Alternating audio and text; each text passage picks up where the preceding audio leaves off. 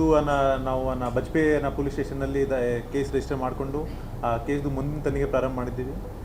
ಆವಾಗಲೇ ತಮ್ಮೆಲ್ಲರಿಗೆ ಗೊತ್ತಿರೋ ಹಾಗೆ ಒಂದು ಎರಡು ವಿಡಿಯೋಗಳು ವೈರಲ್ ಆಗಿತ್ತು.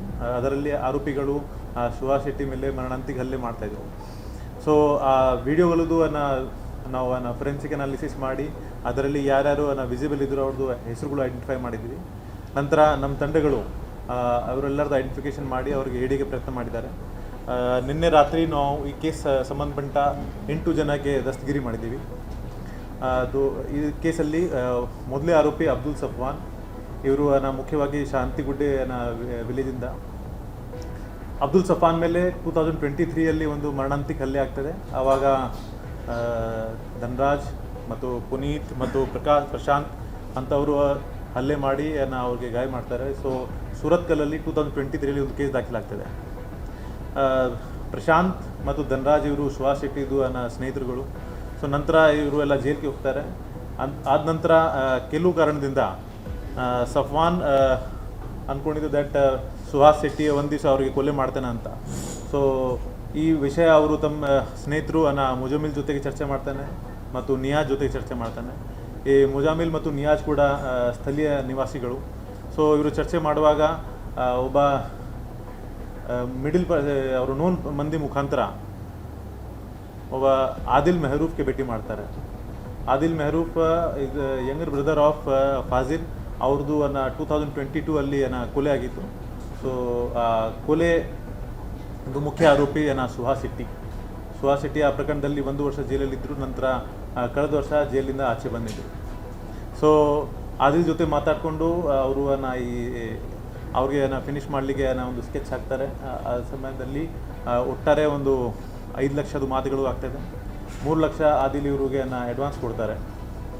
ನಂತರ ಇವರು ತಮ್ಮ ಟೀಮ್ ಫಾರ್ಮೇಷನ್ ಸ್ಟಾರ್ಟ್ ಮಾಡ್ತಾರೆ. ಅದರಲ್ಲಿ ಮುಖ್ಯವಾಗಿ ಅಬ್ದುಲ್ ಸಫ್ವಾನ್, ಮೊಹಮ್ಮದ್ ನಿಯಾಜ್, ಮೊಹಮ್ಮದ್ ಮುಜಾಮಿಲ್ ಮತ್ತು ಕಲಂದರ್ ಶಫಿ ಮತ್ತು ನಿಯಾಜ್ದು ಇಬ್ಬರು ಸ್ನೇಹಿತರುಗಳು ಕಲಸ ಚಿಕ್ಕಮಗಳೂರಲ್ಲಿ ವಾಸ ಮಾಡ್ತಾಯಿದ್ರು. ರಂಜಿತ್ ಮತ್ತು ನಾಗರಾಜ್ ಅವರಿಗೆ ಕೂಡ ಅವರು ಕರೀತಾರೆ. 15 ದಿವಸ ಹಿಂದೆ ನಾಗರಾಜ್ ಮತ್ತು ರಂಜಿತ್ ಕೂಡ ಬಂದು ಸಫಾನ್ ಮನೆಯಲ್ಲಿ ವಾಸ ಮಾಡಿದ್ದಾರೆ. ನಂತರ ಇವರು ಸ್ವಲ್ಪ ಇವರಿಗೆ ಫಾಲೋಅಪ್ ಮಾಡಿದ್ದಾರೆ. ಈ ಕೃತ್ಯದಲ್ಲಿ ಅವರಿಗೆ ಮತ್ತೊಮ್ಮೆ ಸರಿ ರಿಜ್ವಾನಿಂದ ಕೂಡ ಸಹಯೋಗ ಸಿಕ್ಕಿದೆ ಮತ್ತು ಕೆಲವರು ಅವ್ರಿಗೆ ಇನ್ಫಾರ್ಮೇಷನ್ ಕೊಟ್ಟಿದ್ದಾರೆ ಅವ್ರದ್ದು ಮೂಮೆಂಟ್ ಬಗ್ಗೆ. ಸೊ ಇದಕ್ಕಿಂತ 2 ಟೈಮ್ ಮುಂಚೆ ಕೂಡ ಅವ್ರ ಮೇಲೆ ಅಟೆಂಪ್ಟ್ ಮಾಡಲಿಕ್ಕೆ ಪ್ರಯತ್ನ ಮಾಡಿದ್ರು, ಆದರೆ ಅದು ಸಕ್ಸಸ್ಫುಲ್ ಆಗಲಿಲ್ಲ. ಮೊನ್ನೆ ಅವ್ರದ್ದು ಎಕ್ಸಾಕ್ಟ್ ಮೂಮೆಂಟ್ ಸಫಾನ್ ತಂಡಕ್ಕೆ ಗೊತ್ತಾಗುತ್ತೆ. ಆವಾಗ ಇಮಿಡಿಯೇಟ್ಲಿ ಅವರು 2 ವೆಹಿಕಲಲ್ಲಿ ಈ ಕೃತ್ಯಕ್ಕೋಸ್ಕರ ಅವರು ಆ್ಯಕ್ಚುಲಿ 2 ವೆಹಿಕಲ್ಸ್ ಹೈರ್ ಮಾಡಿದರು. ಒಂದು ಬೊಲೆರೋ ಪಿಕಪ್ ವೆಹಿಕಲ್, ಒಂದು ಸ್ವಿಫ್ಟ್. ಸೊ 2 ವೆಹಿಕಲಲ್ಲಿ ಎತ್ಕೊಂಡು 7 ಜನ ಅವ್ರಿಗೆ ಚೇಸ್ ಮಾಡ್ತಾರೆ ಮತ್ತು ಒಂದು ರೈಟ್ ಲೊಕೇಶನಲ್ಲಿ ಮೊದಲೇ ಬೊಲೆರೋ ಪಿಕಪ್ಪಿಂದ ಅಡ್ಡ ಹಾಕಿ ಆಮೇಲೆ ಸ್ವಿಫ್ಟಿಂದ ಹಲ್ಲೆ ಮಾಡಿ ಆ ಸ್ಥಳದಲ್ಲಿ ಅವ್ರಿಗೆ ಒಂದು ಸಾಯಿಸಲಿಕ್ಕೆ ಪ್ರಯತ್ನ ಮಾಡಿದ್ದಾರೆ. ಸೊ ಅದಕ್ಕಾಗಿ 8 ಜನಕ್ಕೆ ನಾವೀಗ ಅರೆಸ್ಟ್ ಮಾಡಿದ್ದೀವಿ. ಇನ್ನೂ ಇಬ್ಬರು ಆರೋಪಿಗಳು ಈಗ ದಸ್ತಗಿರಿ ಆಗೋದು ಬಾಕಿ ಇದೆ. ಅವ್ರದ್ದು ಮುಖ್ಯ ಪಾತ್ರ ಅದರಲ್ಲಿ ಇನ್ಫಾರ್ಮೇಷನ್ ಪ್ರೊವೈಡ್ ಮಾಡೋದು ಮತ್ತು ಕಾನ್ಸ್ಪಿರಸಿದು. ಸೊ ಒಟ್ಟಾರೆ 10 ಜನ ಆರೋಪಿಗಳು ಇಲ್ಲಿವರೆಗೆ ನಾವು ಐಡೆಂಟಿಫೈ ಮಾಡಿದ್ದೀವಿ. ಮುಂದಿನ ತನಿಖೆ ಈಗ ಕಂಟಿನ್ಯೂ ಆಗ್ತಾ ಇದೆ.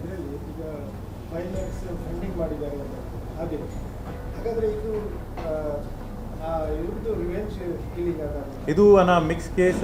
Cannot be said only revenge, but ಯಾಕೆಂದರೆ ಸಫ್ವಾನ್ ಕೂಡ ಅದು ಭಯ ಇತ್ತು ನನಗೆ ಇವರು ಹೊಡಿತಾರೆ ಒಂದು ದಿವಸ. ಸೊ ಸಫ್ವಾನ್ ಮತ್ತು ಆದಿಲ್ ಇವರು ಸೇರಿ ಇದು ಪ್ಲಾನ್ ಮಾಡಿದ್ದಾರೆ. ಅದಕ್ಕಾಗಿ ಅವ್ರಿಗೆ ಆದಿಲ್ಗೆ ನಾವು ಮುಖ್ಯ ಆರೋಪಿ ಮಾಡಿದ್ದೀವಿ ಮತ್ತು ಅರೆಸ್ಟ್ ಮಾಡಿದ್ದೀವಿ. ಆದಿಲ್ 5 ಲಕ್ಷ ಕೊಟ್ಟಿದ್ದಾರೆ.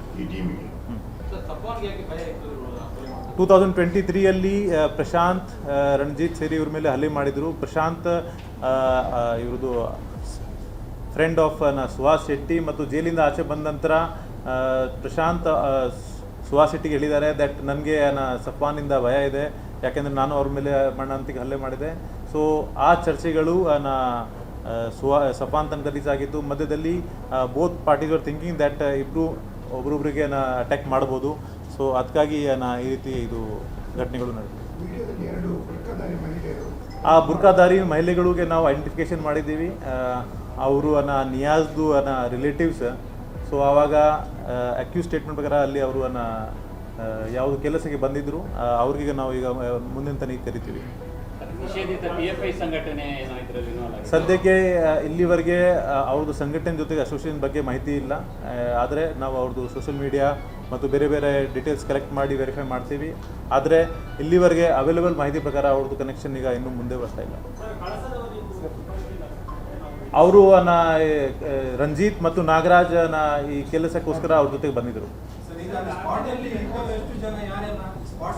ಸ್ಪಾಟಲ್ಲಿ ಇರೋದು ಎಲ್ಲ 7 ಜನ ಅರೆಸ್ಟ್ ಆಗಿದ್ದಾರೆ.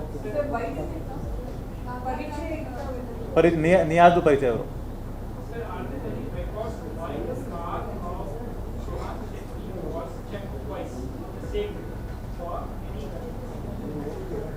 These are social media rumors and I will not comment upon that. ಯಾಕಂದರೆ ಸೋಷಿಯಲ್ ಮೀಡಿಯಾದಲ್ಲಿ ತುಂಬ ವದಂತಿಗಳು ಸ್ಪ್ರೆಡ್ ಆಗ್ತಾ ಇದೆ.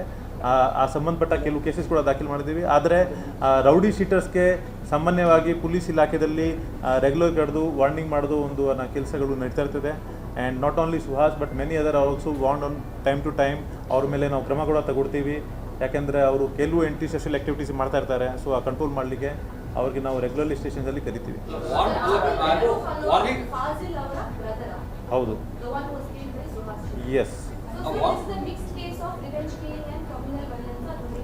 Will not say communal but ಆದಿಲ್ದು ಇಂಟೆನ್ಷನ್ ಮತ್ತು ಸಫಾನ್ದು ಇಂಟೆನ್ಷನ್ ಮ್ಯಾಚ್ ಆಯಿತು and that's why the partner. ಅಲ್ಲ, ಅಕ್ಯೂಸ್ಗಳು ಅದು ಅವರು ಬಾಡಿಗೆ ಮೇಲೆ ತೊಗೊಂಡಿದ್ದಾರೆ. ಅವರು ಓನರ್ಸ್ ಕೂಡ ನಾವು ಎನ್ಕ್ವೈರಿ ಕರೆದಿದ್ದೀವಿ. ಆಮೇಲೆ ಇದು ಏನು ರೌಡಿ ಶೀಟರ್ಸ್ಗೆ ಇದು ಕರಿತೀವಿ ಅಂತಂದ್ರೆ basically about there criminal activity are the threat ಹಾಗೆ ಇದ್ರು ಅದು ಹೇಳ್ತೀರಾ? ಕರುವಾಗ ಎಲ್ಲ ರೀತಿಯ ಚರ್ಚೆಗಳು ಆಗ್ತದೆ. ಅವ್ರದ್ದು ಆ್ಯಕ್ಟಿವಿಟಿ ಬಗ್ಗೆ ಅವ್ರ ಮೇಲೆ ಏನಾದರೂ ನಮಗೆ ಸುದ್ದಿ ಬರುತ್ತೆ ಅದು ಪಾಸ್ ಆನ್ ಮಾಡಲಿಕ್ಕೆ. Because we have to deal with all these activities. ಈಗ ನಾವು ವೆರಿಫೈ ಮಾಡ್ತಾ ಇದ್ದೀವಿ.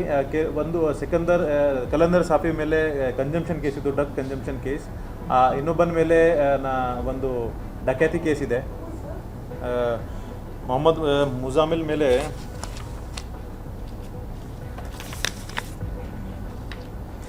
ಮುಜಾಮಿಲ್ ಮೇಲೆ ಒಂದು ಡಕ್ಯಾತಿ ಕೇಸ್ ಇದೆ. ಸೊ ಬೇರೆ ಬೇರೆಯವ್ರದ್ದು ಈಗ ಕ್ರಿಮಿನಲ್ ಇಂಟೆನ್ಷನ್ಸ್ ಈಗ ನಾವು ತೆಗಿತಾ ಇದ್ದೀವಿ. ಅಲ್ಲ, ಅದು ನಮ್ಮ ಪೊಲೀಸ್ ಇನ್ಫಾರ್ಮೇಷನ್ ಸಿಸ್ಟಮ್ ಆಧಾರ ಮೇಲೆ ಅವ್ರಿಗೆ ಹಿಡಿದಿದ್ದೀವಿ. ಅದು ಈಗ ಡಿಸ್ಕ್ಲೋಸ್ ಮಾಡ್ಲಿಕ್ಕೆ ಆಗಲ್ಲ. ಅದೇ ಹೇಳಿದ್ದೀವಿ, ಆ ಬುರ್ಕಾದಾರಿ ಲೇಡೀಸ್ ನಿಯಾಜ್ ರಿಲೇಟಿವ್ಸ್ ಅವ್ರಿಗೆ ನಾವು ಐಡೆಂಟಿಫೈ ಮಾಡಿದ್ದೀವಿ. ಈಗ ಮುಂದಿನ ದಿವಸದಲ್ಲಿ ಅವರಿಗೆ ತನಿಖೆಗೆ ಕರಿತೀವಿ.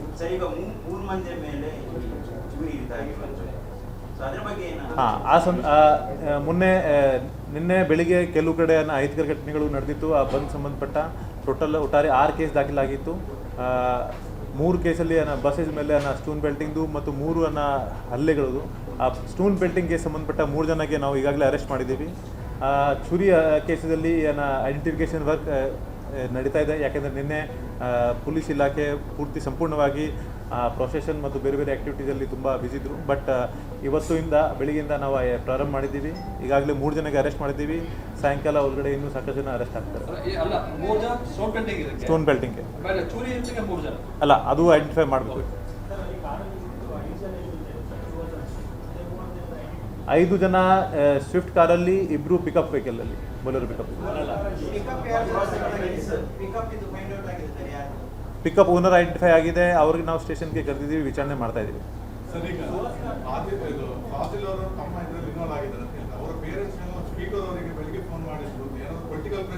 No political pressure. Every criminal pleads innocence. So ಅದರಲ್ಲಿ I will not comment.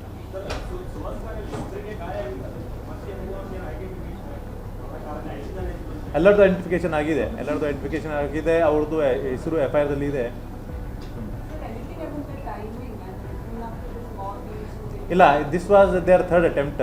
So ಅದಕ್ಕಿಂತ ಮುಂಚೆ ಕೂಡ ಅವರು 2 ಟೈಮ್ ಅಟೆಂಪ್ಟ್ ಮಾಡಿದರು. ಆವಾಗ ಇವ್ರದ್ದು ಕೆಲವು ಟೀಮ್ ಮೆಂಬರ್ಸ್ ಆ ಸ್ಪಾಟಲ್ಲಿ ಇರಲಿಲ್ಲ. ಸ್ಪಾಟಿಂದ ತುಂಬ ದೂರ ಇತ್ತು, ಅದಕ್ಕಾಗಿ ಅವ್ರಿಗೆ ಮೊಬಿಲೈಸ್ ಮಾಡಲಿಕ್ಕೆ ಆಗಲಿಲ್ಲ. ಸರ್, ಇದು ಫಸ್ಟ್ ಬಾಂಬ್ ಲಿಂಚಿಂಗ್ ಇದರಲ್ಲಿ ಏನಾದರೂ ಬಂತ? ವಾಟ್ಸ್ ದ ರೀಸನ್ ಏನು ಅಂತ? ಈಗಾಗಲೇ ಮಾನ್ಯ ಗೃಹ ಸಚಿವರು ಇದರ ಬಗ್ಗೆ ವಿಸ್ತಾರವಾಗಿ ತಮ್ಮೆಲ್ಲರಿಗೆ ಸ್ಟೇಟ್ಮೆಂಟ್ ಕೊಟ್ಟಿದ್ದಾರೆ. ಆ್ಯಂಡ್ 21 ಜನಕ್ಕೆ ಅರೆಸ್ಟ್ ಮಾಡಿದ್ದೀವಿ, ಅವ್ರಿಗೆ ತನಿಖೆ ಮಾಡ್ತಾ ಇದ್ದೀವಿ. ಆ್ಯಂಡ್ ಐ ವಿಟ್ನೆಸ್ ಇದು ಸ್ಟೇಟ್ಮೆಂಟ್ ಕರೆಕ್ಟ್ ಮಾಡ್ತಾ ಇದ್ದೀವಿ. ಎಕ್ಸಾಕ್ಟ್ ಸ್ಟೋರಿ ಕೆಲವು ದಿವಸ ನಂತರ ಕ್ಲಿಯರ್ ಆಗ್ತದೆ.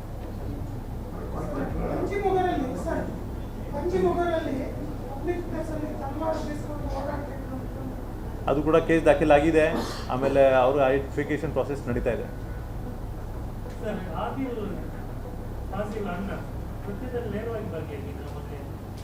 ಇಲ್ಲಿವರೆಗೆ ವಿಸ್ತಾರಿತವಾಗಿ ಹೇಳಿದ್ದೀವಿ ನಾನು.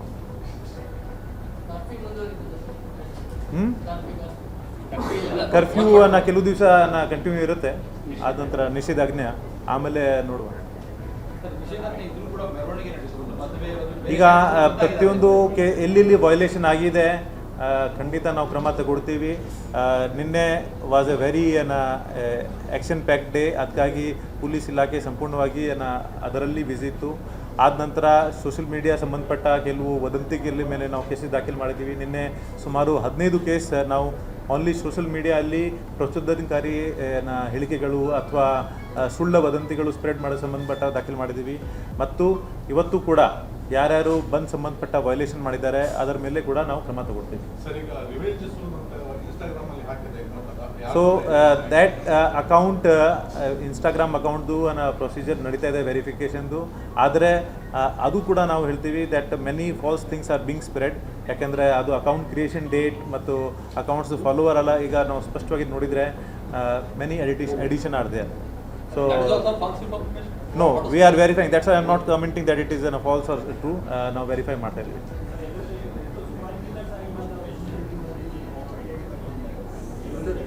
Other than Adil and Meru, everyone else ಅವರು ಇದು supari killers or not supari killers, but that team was formed. ಈಗ ಪ್ರತಿಯೊಬ್ಬರದು ಅವರು ಯಾವ ಕಾರಣಕ್ಕೆ ಯಾವ ಮೋಟಿವ್ಗೆ ಸೇರಿದ್ದಾರೆ ಅದು ಈಗ ಪೊಲೀಸ್ ಕಸ್ಟಡಿಲಿ ಗೊತ್ತಾಗುತ್ತೆ. ಸರಿ, Safwan gang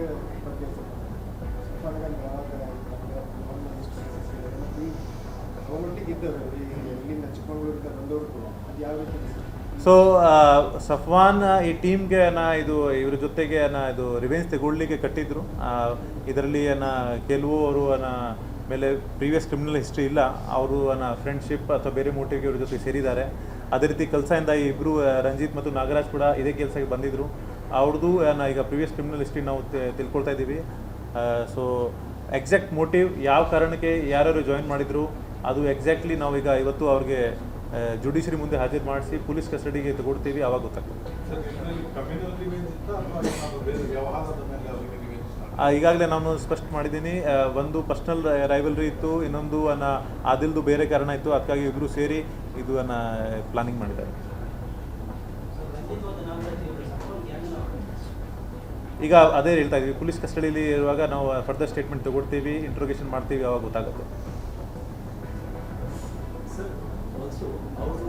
Were they trying to escape Bangalore or were they here? I mean, because ಅವರು ಫುಲ್ ಇದು ವಿತೌಟ್ ಫೇಸ್ ಮಾಸ್ಕ್ ಎಲ್ಲ ಅಟ್ಯಾಕ್ ಮಾಡಿದ್ರು. ಯಾವ ರೀತಿ ಅವರನ್ನ ಸೊ ಮಾಡಿ ಹೇಗೆ were they trying to escape? Immediately after incident ಅವರು ಸ್ವಿಫ್ಟ್ ಕಾರಿಂದ ಎಸ್ಕೇಪ್ ಆಗಿದ್ದಾರೆ. ಆಮೇಲೆ ಕೆಲವು ಡಿಸ್ಟೆನ್ಸ್ ನಂತರ ಅವರು ಆ ಸ್ವಿಫ್ಟ್ ಕಾರ್ಗೆ ಬಿಟ್ಟು ಬೇರೆ ಕಡೆ ಅದು ಹೈಡ್ ಆಗಿ ಆಮೇಲೆ ಎಸ್ಕೇಪ್ ಮಾಡ್ಲಿಕ್ಕೆ ಪ್ರಯತ್ನ ಮಾಡ್ತಾಯಿದ್ರು. ಯಾಕೆಂದರೆ ಆ ದಿವಸ ಪೊಲೀಸ್ದು ಚೆಕಿಂಗ್ ತುಂಬ ನಡೀತಾ ಇತ್ತು. So they were hiding at a safe place somewhere between Bajpe and Moodbidri. ಆವಾಗ ನಾವು ನಮ್ಮ ಹ್ಯೂಮನ್ ಇಂಟೆಲಿಜೆನ್ಸ್ ಮತ್ತು ಟೆಕ್ನಾಲಜಿಯಲ್ ಇಂಟೆಲಿಜೆನ್ಸ್ ಬಳಕೆ ಮಾಡಿ ಅವ್ರಿಗೆ ಟ್ರ್ಯಾಕ್ ಮಾಡಿದ್ದೀವಿ. But since on that day the night check post and police presence was more. So ಅದಕ್ಕಾಗಿ ಅವರು ಕೆಲವು ದಿವಸ ಹೈಡ್ ಆಗಿ ಆಮೇಲೆ ಎಸ್ಕೇಪ್ ಮಾಡಲಿಕ್ಕೆ ಪ್ರಯತ್ನ ಮಾಡ್ತಾಯಿದ್ರು. ಸರ್, ಅವರು ಗಾಡಿ ಎಲ್ಲ ಬಿಟ್ಟು ಹೋಗಿದ್ರಲ್ಲ, ಅದ್ರ ಮತ್ತೆ ಬೇರೆ ಗಾಡಿಯಲ್ಲಿ ಅಲ್ಲ, ಅವರು ಗಾಡಿ ಅಲ್ಲಿ ಒಂದು ಪಿಕಪ್ ಗಾಡಿಗೆ ಅಲ್ಲಿ ಸ್ಪಾಟಲ್ಲಿ ಬಿಟ್ಟು ಹೋಗಿದ್ರು. ಸ್ವಿಫ್ಟ್ ಕಾರ್ಗೆ ಅವರು ಇನ್ನೂ ಸ್ವಲ್ಪ ಡಿಸ್ಟೆನ್ಸ್ ಟ್ರಾವೆಲ್ ಮಾಡಿ ಆಮೇಲೆ ಅಲ್ಲಿಂದ ಬಿಟ್ಟು ಹೋಗಿದ್ರು. ನಮ್ಮ ಕಾರ್ಯಕ್ರಮಗಳನ್ನ ನೀವು ನೋಡ್ತಾ ಇದ್ರೆ ನಮ್ಮ ಚಾನೆಲ್ ಅನ್ನ ಸಬ್ಸ್ಕ್ರೈಬ್ ಮಾಡಿ, ಪಕ್ಕದ ಬೆಲ್ ಐಕಾನ್ ಒತ್ತಿ ನಮ್ಮನ್ನ ಬೆಂಬಲಿಸಿ. ಹಾಗೆ ನಮ್ಮ ಕಾರ್ಯಕ್ರಮಗಳನ್ನ ಲೈಕ್ ಮಾಡಿ, ಕಮೆಂಟ್ ಮಾಡಿ, ಅದನ್ನ ಬೇರೆಯವರಿಗೂ ವಾಟ್ಸ್ಆಪ್ ಮೂಲಕ ಶೇರ್ ಮಾಡಿ. ನೀವು ಹೀಗೆ ಮಾಡಿದಾಗ ನಮ್ಮ ಚಾನೆಲ್ ಇನ್ನಷ್ಟು ಮತ್ತಷ್ಟು ಜನರಿಗೆ ತಲುಪಲು ನೀವು ನಮ್ಮೊಂದಿಗೆ ಸಹಕರಿಸಿದ ಹಾಗಾಗುತ್ತೆ. ಇದು ನೀವು ಯಾವುದೇ ಖರ್ಚಿಲ್ಲದೆ ಕೆಲವೇ ಸೆಕೆಂಡುಗಳಲ್ಲಿ ನೀಡಬಹುದಾದ ಸಹಕಾರ. ಧನ್ಯವಾದಗಳು.